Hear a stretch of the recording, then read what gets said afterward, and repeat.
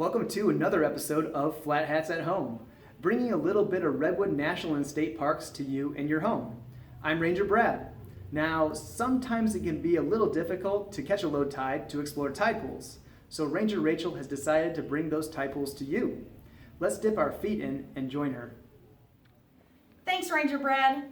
Hi everyone, I'm Ranger Rachel, here to talk to you about my favorite tide pool animals. These animals are some of the most bizarre creatures found in the ocean. They're normally pretty small, but they come in a huge variety of colors, shapes, and sizes.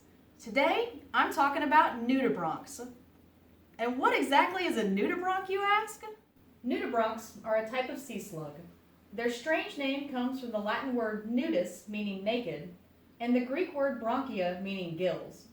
So nudibranch means naked gill. All nudibranchs have gills that allow them to breathe oxygen underwater, just like a fish. See the fluffy tail on the back of this sea lemon?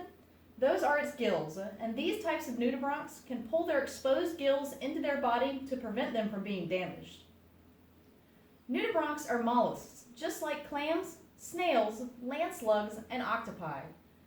Nudibranchs come in a fantastic variety of colors, and many of them have names that reflect this, including clown and opalescent. Nudibranchs may be an example of aposematism, in which bright colors in nature advertise that the animal wearing them may be poisonous or otherwise difficult or dangerous to eat. The bright colors of a nudibranch could also be camouflage that helps them avoid being eaten by blending into brightly colored sponges on the ocean floor. We're not really sure what the real reason is for the flashy colors, and the nudibranchs sure aren't telling. Nudibranch eyes are tiny and don't see that well.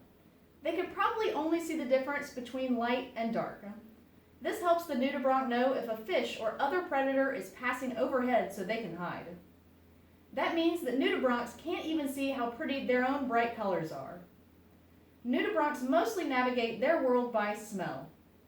See the two tentacles that look like feathery ears? Those are called rhinophores, and they help the nudibranchs detect chemical smells in the water like a nose.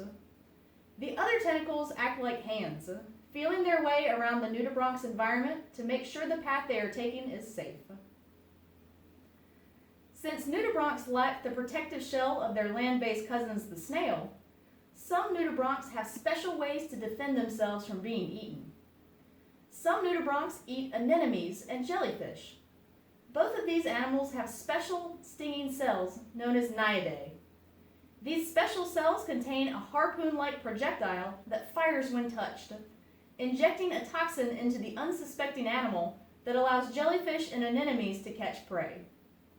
Nudibranchs have the amazing ability to nibble these stinging cells off anemones and transport the whole unfired stinging cell through their own bodies. They can actually then store these cells in their own serrata and use them for their own defense. Do you know anybody who's a picky eater? Well, they have nothing on a nudibranch. Most nudibranchs only eat one type of prey, so this little shrimp has nothing to fear from this opalescent nudibranch.